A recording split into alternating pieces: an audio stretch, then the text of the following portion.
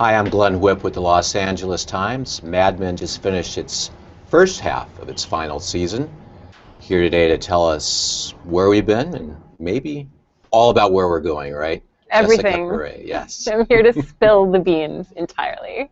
Do you have any idea? Do they like before the first 7 episodes this season? I mean, how far of an arc do you know about Megan? I didn't know anything. Yeah. I don't want to know. I think, like a lot of the viewers, I feel that this one of the great strengths of the show is how much is unsaid between the characters, how much is between the lines, and you can't. It's going to be different for each one of us. We're, as audience members, we're bringing our own story to the interpretation. So I find it's best sort of unspoiled by anyone else's lens. Just kind of play it as it unfurls. Exactly. I mean, because Don and Megan this season, a lot of ups, a lot of downs. You never quite knew for sure from one episode to the next whether they were going to get back together, stay together, what was going to happen. Yeah, I know. Yeah. Well, it's been a roller coaster. Last we saw, it looks final.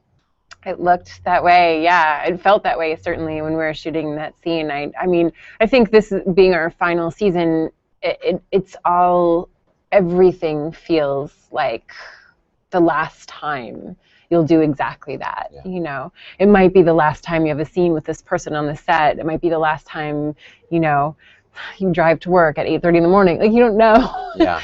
So it feels like a very long goodbye. And so doing that scene was very difficult. I felt like it was the end of something, but who knows what's going to come next year. Right. I'm sure more tears for Megan. You're not optimistic here. Well, I feel like, I don't know, obviously, but it's also been a kind of journey for Megan. When we first met her, she was a character that was like full of light and optimism and hopefulness, and I think we've seen it slowly eroded. She didn't yell at Sally when she spilled the milkshake. That's right. She had back in the good old days. Yeah, right? She had that core of happiness. Yes. But where is it now? I don't know. That morning after the party, yeah, with the sort of ill-advised threesome. Yeah, well, she didn't look too happy. It could have been a brilliant idea to save the marriage. Yeah. No? Do you think that's where? Can't believe it didn't work. Do you think that where she was coming from there? Kind of. I think, in that episode, Stephanie comes back, Anna Draper's niece, and I think Megan sees this woman who is a part of Don's family and will have his unconditional love in a way that Megan feels like she maybe won't. And so I think it's very difficult for her. We see her sending Stephanie away, which is not something I think we'd come to expect from Megan. Yeah. And if I had to bet, I think looking back, Megan wouldn't be super proud of that choice. Right. But in the moment, she is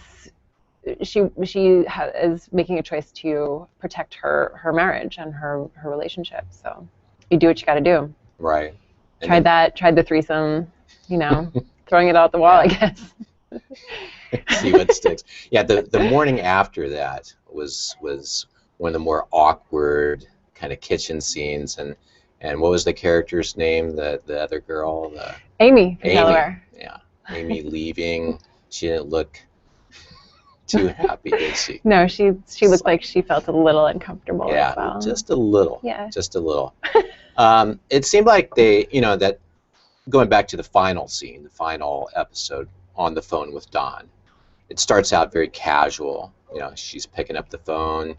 Megan's telling, I'm going to go to see a movie, and things seem okay with them. Mm. But then when there's a hint of Don saying, well, maybe I'll come out here, it's like, she knows, doesn't she? Well, I think that scene is they're finally saying something that they've known, that everybody around them has known for months, or for a while anyway. But yeah, that it's something that you it's not a really easy decision to make. I mean, I think in episode 2 of this last season, the field trip, that's when he comes clean. Is it 2 or 3? Anyway, I can't remember. Called the field trip. And he tells says, her, I've lost my job, or I'm suspended, and she realizes that he's made this choice, and she says, this is how it ends. It'll be so much easier for both of us. But of course, it doesn't end. Because thankfully for you. Thankfully for me. Yeah. Maybe not so much for Megan. It's just like if you have a fish in a tank that you think is probably dead, but it still might be moving. Just hanging on, just you keep it around just for a little while, just make sure. Sort of how I feel the marriage is going. But I think, she's moving out of their apartment in New York. She's taking her stuff. You know? And it's just almost so easy and so simple, and all you have to do is let it go, and it's just not a problem anymore. Well, it seemed like that episode before, where she's back in New York, she's rummaging around looking for the fondue set. Did she ever find that, do you think? I'm pretty sure, yeah. It looked like it was buried somewhere deep in the closet, right? It might be. Yeah. She had to go through but she needed that. Megan loves her fondue. She likes parties, and she'd like to have some. Yeah. So, yeah. But I think she finds a fondue box.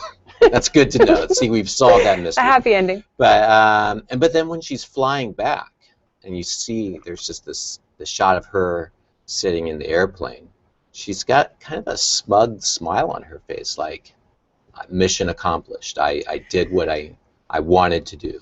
Yeah, I mean, that's a good interpretation.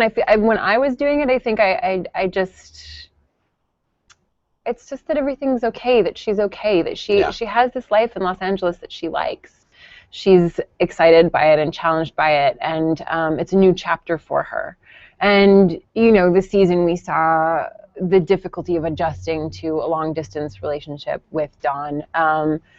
Anybody who's ever been in that kind of situation knows that it's a lot to manage. It's a lot of feelings to manage, and there's an ebb and a flow to it. Like, at first when the person's away, you miss them, and then you get used to it and you get into your rhythm. And then when they come back, there's a real adjustment there again. So I think, we see that Megan's okay, that Megan is living her life. And that she also wants to be with Don, and she also still loves Don and wants to have that relationship be as important to her, but it's a balancing act that fundamentally for both of them is going to tip in one way or the other. Do you think she likes LA more than New York? I don't. It's a much better city. It's much better. How can you compare? But I would say so. I mean, I would say that there's an element to her personality that is sunnier, so that would appeal to her certainly. And then, who knows whether it's the lifestyle or the city or just the people that she's around. But New York has been hard on her. Yeah. Don has been hard on her. Right. Yeah, you talked about kind of the difficulties of a long-term relationship, but obviously the difficulties of being next to, close proximity to Don. Yeah. It, has a bad long-term effect, it seems, on women. And everyone. On everyone, yeah. Especially Don. I think that there's a fundamental disconnect between the two of them, where the person that she is wonderful for the man that he wants to be, where the woman that she wants to be is not suited to the person that he is. Right. If you know what I mean. And she does love him for exactly who he is. If only he could do the same, maybe. Yeah. Well, you see that. I mean, they're not necessarily. I mean, there is a generation gap there. That anytime there's a party, Don's not exactly comfortable, like just kind of letting his hair down. Well, it depends on. I mean, the famous Zubizu party. Right. That was with the coworkers, where he was just like freaking out, like you're mixing personal and public here. Yeah. But then there was the party in like the Laurel Canyon place, and he didn't look too comfortable there either, did he? No. Well, I mean, I think that it's. I mean, it could be the age difference, but I think it's just also that Megan's an extrovert. Yeah. And he's not. Right. And so for her to be like, dancing and sort of making herself the center of attention makes him uncomfortable. Which she was aware of in that scene, right? I mean, in this Laurel Canyon in the Laurel thing. Canyon. Yeah, I mean, I think he's actually doesn't seem to care that much, which makes her feel worse. Right. Than the other thing. And then he leaves. And then he splits with Harry, of all people. Yeah, that's a slap in the face, isn't it? Yeah, I loved doing that. I love when he comes in and he's like, "Oh, I just was helping her find an agent." Nice, eh? Yeah, nice. You are so helpful. So good. We're getting a lot of questions. Is that what this is? That's what this is. Or are you people... just getting some Instagram likes?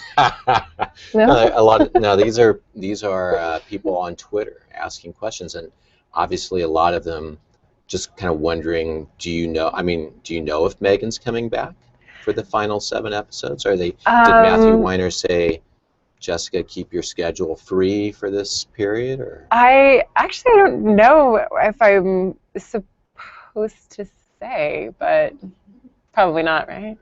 But I don't know. We'll see. Yeah. Well, I remember when we first met. And you were wondering after Don had proposed to Megan out in California, and season ended, and they were engaged. You were wondering, even you didn't know for sure if you were coming back for the next season. Right. That was my thing. I was like, you don't know. Closed casket. Right. You know, I'm done. Yeah, you wouldn't even get the benefit of having an open casket. Exactly. The one additional episode. I wouldn't even know. I just see it when it was back on the air. Right. I'd resolve that whole thing. No, I was terrified that I wouldn't be a part of it. I mean, I think that it was such a surreal thing to have happen to me as a person, as an actor, like to start on a show when I just couldn't get a job, and I was like thinking of moving back home to Montreal, and I got this job because I feel like I had nothing left to lose, so I just was probably better in audition, not as desperate or something. Right. But so then for that to turn into this and to become like the next Mrs. Draper, it was so surreal, and so I really felt like it couldn't possibly be real. But from that experience, you definitely knew about kind of Megan's audition freakouts and things like that. I imagine you could relate to that, right? Yeah, absolutely. Yeah. Do you think that what do you think of Megan as an actress? I think she's a good actress. Yeah. I think that she, I think that she'll continue to grow and to evolve as an actor, like if she continues to work more. Yeah. So maybe that would be a good way of checking in with Megan in these final 7 episodes. Coming out to California and you're in a great play or something. That would be great. Yeah. Matthew, are you listening? What other ideas? Let's spitball some. Well, space exploration, obviously. Yeah, right. Another possible avenue. It's happening. Yes, it's going on at that time. And then, I don't know, what else could Megan do? Well, I don't know. She makes a lot of spaghetti. She does. Yeah. That's her signature dishes. Yes. Yeah. She likes to throw it at the wall, make it for the kids. Makes a lot of spaghetti. Right. Well, and I think and I guess she could wind up, people are still thinking that she was going to be murdered this season, even after the previous season where it didn't happen. But there was still, I guess it's the Laurel Canyon whole thing, and she's up there by herself. People are genuinely concerned about her, which is good. Right? I'm glad. Well, I'm sure there's an equal contingent that's like, can't wait for it to happen. No, mad at you guys. Yeah. But yeah, I don't know. I mean, like I said, I don't know how it ends. So yeah. But I would like to see Megan reach a nicer end. But obviously I'm biased. If I was writing the show, it would just, be so horribly boring, because everything between Dawn and Megan would be fine and they'd be happy and she'd be working a lot as an actor. It'd just be like the most boring television show ever. Right. Okay. Nothing bad. Yeah. Well, they did have sort of a brief, I'm trying to remember back, brief domestic. Matthew Weiner was saying that he thought that the end of the marriage came, and he said this in an interview or two, when Megan decided to bail on advertising. Yeah, I would agree. Yeah. Yeah, I think that that's when everything started to come apart, because they were happy at first, and they were very close, and there was this sort of like home life, work life thing that they shared. But ultimately, she wants this other thing. She needs to be an actor. She needs to be doing that and contributing that to the world. So even if she is actually kind of good at advertising, she was and very copywriting, good at it. Yeah, Beans. Beans. And I think that that's like sort of where we see what I was talking about earlier about her being the person that she wants to be, not a great match for who he is. Right. And yeah, so her dreams are sort of important to her, and she feels like she can have both. But in his place, how can you not experience that as a kind of rebuke? Yeah. I remember, I think the episode where she leaves, he's the crestfallen look on Don's face is just, it's a little sad. Yeah, when there's that moment he was heartbroken. Yeah. Yeah. There's that moment when she leaves and she's got her box of stuff and she goes down the elevator. They're going to meet for lunch, and then the elevator goes down and he thinks of something and runs back and hit the button again. The door's open, but there's no elevator there. It's just this like empty shaft. Probably not a good sign. No. There was a little hint dropped there that, that from that point on, their marriage was going to be on a bit of a downturn, right? Yeah. But I guess a lot of people were also saying good on her for hanging up that phone with him, because people were sort of afraid that she was turning into Betty. Again, going back to Don's effect, I guess maybe her sending, you mentioned her sending Stephanie away, not a high point for Megan, kind of uncharacteristic of who she is. So maybe, yeah. Yeah, I think it's one of those things where we do crazy, ridiculous things for love. And yeah, I would agree. She's not necessarily making all of the best choices, but she's trying, and so is he. I think that's the thing for me that that sort of breaks my heart about that at the end of that relationship, or like the falling apart of that relationship, is that there is love there. There is a real goodness there. It's just not enough. Yeah, they're just not quite the right fit. Right. Yeah. If there is a perfect fit for either one of them. Yeah. It might not be. So we're getting some questions also. People kind of curious, do you have, once the show ends, are you sort of transitioning, sort of weaning yourself away from this great experience and trying to, what's it like to leave? Terrible. It's the worst, you guys. I've been a part of it for 4 years now, and it's just the greatest experience for an actor, for a person.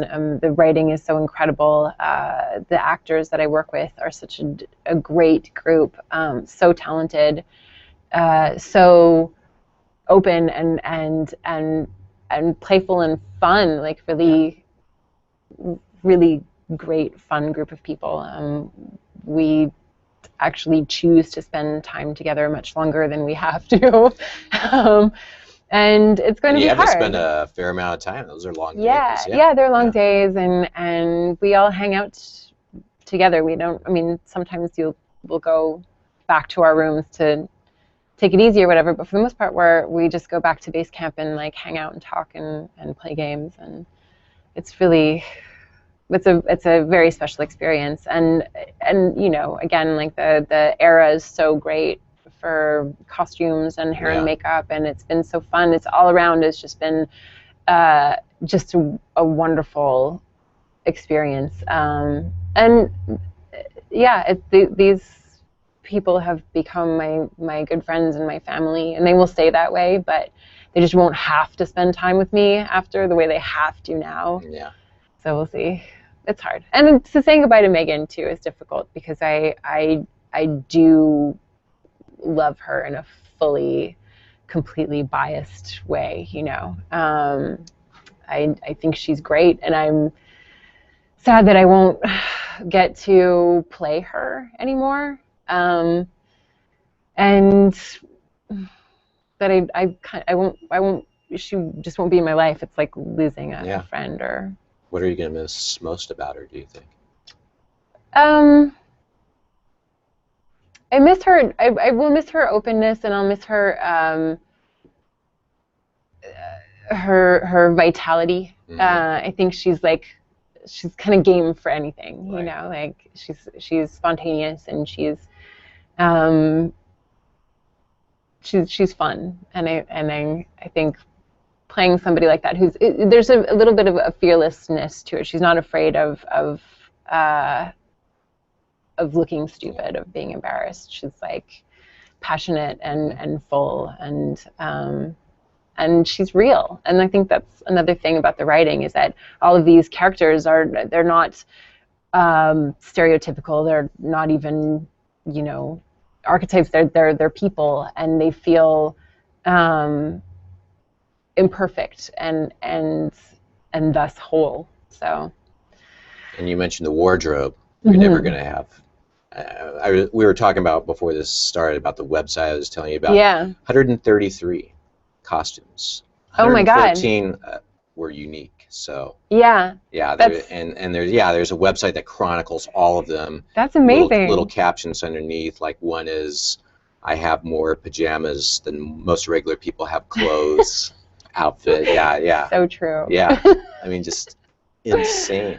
Yeah, lots and lots and lots of clothes. And the thing about the costumes is that when I first started, because there wasn't much on the page, for Megan, I got a lot of information from these clothes. I mean, she wore these very simple, very bold colors. Mm-hmm. You know, a bright... Very bright, yeah. Bright green, or bright pink, or orange, and yellow. And so that told me something about the character that wasn't on the page. And then we see the evolution of her being like a copywriter, and the things that she wears when she's the boss's wife, and she works there. It's like a sort of professional interpretation of Megan, and then she leaves to become an actor, and then wears a lot of jeans and turtlenecks. Yeah. Like, so many, you guys. And then I find some success as an actor, and there's a little bit more